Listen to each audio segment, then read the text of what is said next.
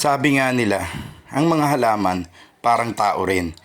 Kailangan inaaruga, hinahawakan, inaalagaan, dinidiligan, at especially binubungkalang lupa para maging maginhawa. Nakakahinga sila ng maganda kasi humihinga rin ng halaman eh.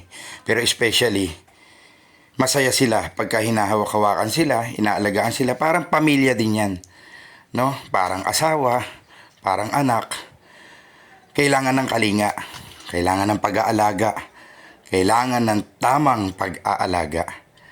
So, family is love. Family first. Day 2 ng ating Christmas vacation with our family. So, nandito tayo somewhere down the road. Enjoy! Enjoy natin ang ating happy holidays. Long weekend ang binigay sa atin ni Lord ngayon para mahabang panahon nating makapiling ang ating pamilya.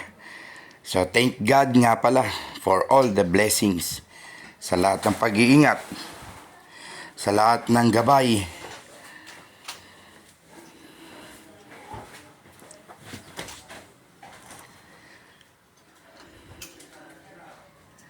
Ayan. Nakakatuwa naman nakakasabik din. Mula nung nag-pandemic, nag-alaga ako ng halaman. So dito, tuwing uuwi kami dito, ito na lang yung time na nakakahawak ako ng halaman. Kasi sa Manila, wala ka na mataniman, puro simento. Hindi ka makapag-alaga na maganda ron. So muli, Merry Christmas at syempre sa darating na bagong taon, Happy New Year to all.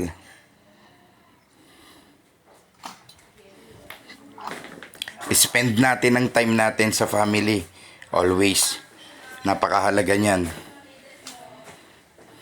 Sila ang tunay nating barkada. Sila ang tunay nating kaibigan. Sila ang tunay na magmamahal sa atin. Sila ang tunay na mag-aalaga sa atin pagdating ng panahon. Love your family. Family first. Family is love. God bless.